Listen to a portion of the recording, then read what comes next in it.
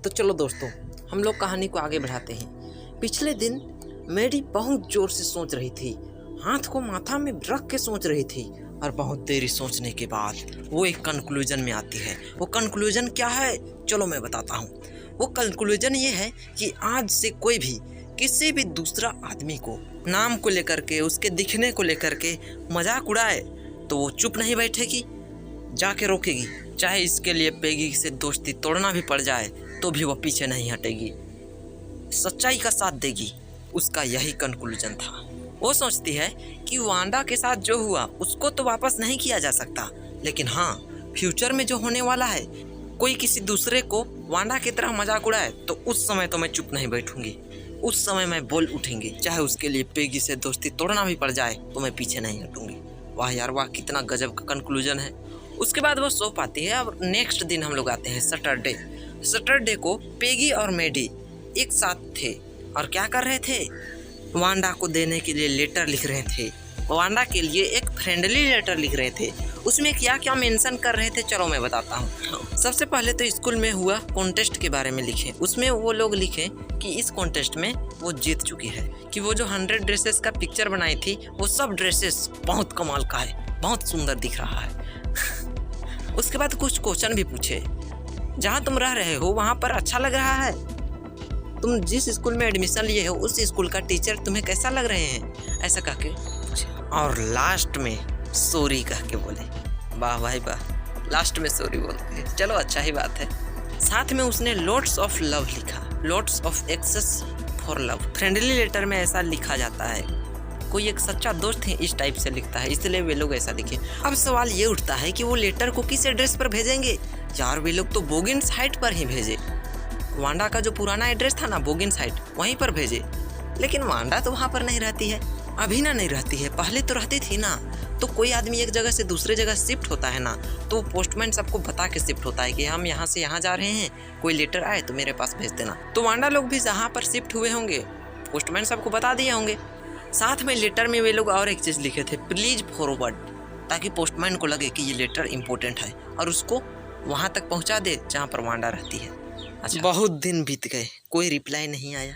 लेकिन ये भी है कि वो लेटर भी वापस नहीं आया। इसका मतलब वो लेटर वांडा के पास पहुंच चुका है।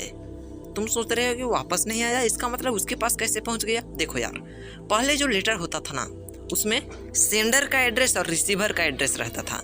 अगर रिसीवर उस लेटर को रिसीव नहीं करता है या फिर उस एड्रेस पर वो रिसीवर नहीं मिलता है तो लेटर सेंडर के एड्रेस पर वापस आ जाता है, उसी के पास वापस आ जाता है जिसने लेटर भेजा था।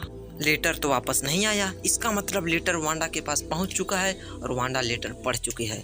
लेकिन यार फिर भी रिप्लाई क्यों नहीं दे रही है। हो सकता है वो गुस्सा में होगी, कुछ दिन बाद रिप्लाई देंगे सोच रही होगी। बहुत सप्ताह भी बीत गए। पेगी तो अपना सारा कांड को भूल गई कि वो वांडा के साथ क्या क्या करते थे, क्या क्या नहीं करते थे। लेकिन मेडी को तो याद था। मेडी को रात को नींद ही नहीं आता था, हमेशा वांडा के बारे में ही सोचते रहती थी।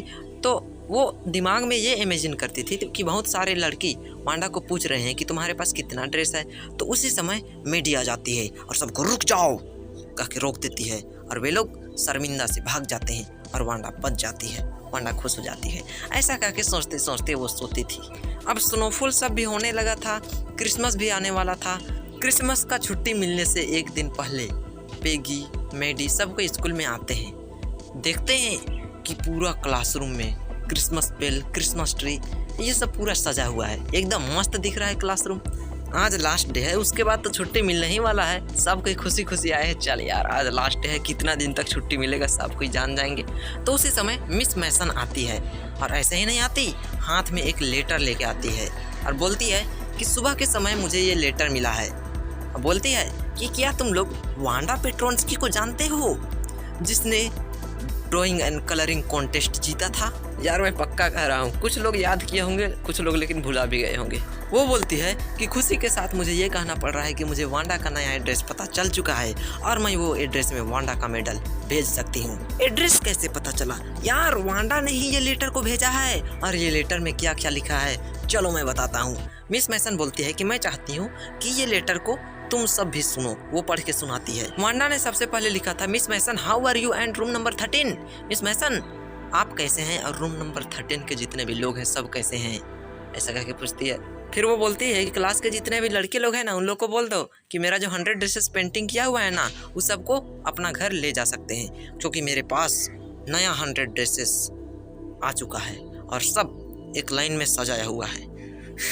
All lined up in my closet. उसके साथ वो बोलती है कि हमारे क्लास में एगो लड़की है पेगी, उसको ना जो ग्रीन वाला ड्रेस है, जिसमें ग्रीन ड्रेस विद रेड सैश, तो ये वाला ड्रेस को पेगी को दे देना, और pale blue with colour trimming एगो ड्रेस है, उसको मेडी को दे देना। ऐसा कह के बोलती है। 2 ड्रेस स्पेशल बनाई थी, एगो पेगी के लिए और एगो मेडी के लिए। अच्छा, उसके बाद लेटर में क्या बोलती है उसको सुनो। वो बोलती है कि मैं वो पुराना स्कूल को बहुत मिस करती हूँ और आपके जैसा टीचर भी यहाँ पर नहीं है। यार, ऐसा बोल के वो टीचर का बड़ाई करना चाहती है कि बुराई करना चाहती है? बड़ाई करना ही चाहती होगी। अब उतना बढ़िया बढ़िया पेंटिंग को वांडा क्लास के लड़की लोग को घर लेने के लिए बोल दिया है, तो सब कोई पूरा खुशी खुशी पेंटिंग को ले रहे हैं। पेगी और मेडी भी ग्रीन ड्रेस और ब्लू ड्रेस को अपना ले रहे हैं। घर लाते समय वे लोग बहुत संभाल करके वो पेंटिंग को घर ला रहे थे। घर आते समय वे लोग आसपास देखते आ रहे थे कि घर का खिड़की में माला और सदाबहार का पौधा लगा हुआ था, सब घर का खिड़की में। क्रिसमस का सीजन है तो तुम जानते ही होगे, दुकान सब में क्रिसमस ट्री सब टांगा हुआ था और खिड़की में मिठाई, चमकीला कागज में लिफाफा सब लटका हुआ था। आसपास का हवा में क्रिसमस का सेंट आ रहा था। इसका मतलब यार, आसपास पूरा बैकग्राउंड में क्रिसमस का तैयारी चल रहा था। बस क्रिसमस का सेंट आ रहा था, कोई क्रिसमस का सेंट थोड़े न रहता है। पेगी ने मेडी को बात करते हुए कहा कि इससे पता चलता है कि वांडा हम लोग को पसंद करती थी और हमारा लेटर भी वांडा के पास सुरक्षित पहुंचा था और वो लेटर को पढ़ी भी थी। इससे पता चलता है कि सब ठीक ठाक है, कोई अभी दिक्कत उक्कत का बात नहीं है, रिलेशन भी वांडा के साथ बढ़िया है। चलो, अच्छा बात है। मेडी ने उदास मन से कहा कि हाँ, ऐसा ही। वो इतना उदास इसलिए थी क्योंकि उसे पता था कि अब वो कभी भी वो चुप रहने वाली वांडा से मिल नहीं सकती और अपना बात को सही से कह नहीं सकती। कि हम लोग जब मजाक उड़ाते थे तो मुझे अच्छा नहीं लगता था, लेकिन मैं चुपचाप थी, ये सब कह के कुछ कह नहीं सकती थी। मेडी अपना घर आई और वो फोटो को बेडरूम में लगाने की सोची। बेडरूम में वॉलपेपर लगा हुआ था। वॉलपेपर में वही गुलाब फूल का फोटो बना हुआ था, तो वो वॉलपेपर ठीक था, बस एक जगह फटा हुआ था। तो वो सोची कि यही फटा हुआ जगह में इस फोटो को लगा देती हूँ, फटा हुआ भी ढका जाएगा और बढ़िया भी दिखेगा। यार, जैसे ही वो यहाँ पर उस फोटो को लगाई ना, फोटो मतलब पेंटिंग को, तो भद्दा सा दिखने वाला रूम, पुराना सा दिखने वाला रूम एकदम चमक उठा। ऐसा लगा कि रूम पूरा जिंदा हो गया है। यार, बहुत मस्त दिख रहा था। उसका कलर इतना चमकदार था ना, वो ड्रेस का कलर, कि पूरा रूम चमक उठा। भयानक दिख रहा था। मेडी अपना बेड पर बैठ गई और वो पेंटिंग को ध्यान से देखने लगी। वो ड्रेस का पेंटिंग था ना, उसको, कि उसने वांडा के लिए कुछ नहीं किया, फिर भी वांडा उसके लिए इतनी अच्छी थी, ड्रेस का पेंटिंग बना के इसको दे दी। उसकी आंखों में आंसू भर गया। बहुत देरी तक उस तस्वीर को देखने के बाद उसने अपना आंख पोंछा और ध्यान से उस तस्वीर को देखने लगा। अरे यार, देखने के बाद पता चल रहा है कि उस ड्रेस में एक चेहरा भी बनाया हुआ है। उस ड्रेस का पेंटिंग इतना गजब था कि उस ड्रेस में एक चेहरा भी बनाया हुआ है, ये पता नहीं चल रहा था। जब वो चेहरा को ध्यान से देखी तो उसे लगा कि यार, ये तो मेरा ही चेहरा है, सेम टू सेम मेडी का चेहरा बनाई थी। इसका मतलब भाई, वो ड्रेस मेडी के लिए ही स्पेशली वो बनाई थी। यार, लेकिन इतना गजब पेंटिंग जिससे उसका चेहरा तक नहीं दिख रहा था। वो भागी भागी पेगी के पास गई और बोली कि तुम्हारा पेंटिंग दिखाओ। वहाँ पर उसका पेंटिंग उल्टा बेड में पड़ा हुआ था, जैसे कि ये सीधा है ना, तो ऐसा उल्टा बेड में पड़ा हुआ था। यार, इससे पता चलता है कि पेगी वो पेंटिंग का ज्यादा इज्जत सब नहीं कर रही थी, लेकिन फिर भी मेडी ने उस पेंटिंग को अच्छा से उठाया, संभाल कर उठाया और ध्यान से देखा। ध्यान से देखने से वो पेंटिंग में पेगी का चेहरा दिख रहा था। यार, एगो ड्रेस में मेडी का चेहरा बनाई थी, दूसरा ड्रेस में पेगी का चेहरा बनाई थी। पेगी को बोली कि इधर आओ, इधर आओ, ये देखो, ये पेंटिंग में तुम्हारा चेहरा दिख रहा है। पेगी भी देख के हैरान कि कितना गजब लड़की है वांडा।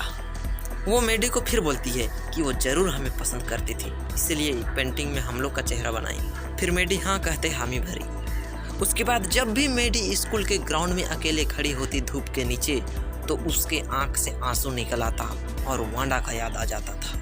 बहुत सारे लड़की ऐसा ही हंस रही थी, तो वो बेवकूफ़ की तरह उसकी तरफ देख रही है। वे लोग हंस रही है तो इसे भी हंसना चाहिए, लेकिन नहीं, ऐसा बेवकूफ़ की तरह देखते हैं। और क्या बोलती है, सच में 100 है और सब एक लाइन में लाइंड अप है। तो यार, इसी के साथ ये चैप्टर खत्म होता है। उम्मीद करूंगा ये चैप्टर तुम्हें अच्छा लगा होगा। चलो बाय, मिलते हैं नेक्स्ट टर्मिनल में।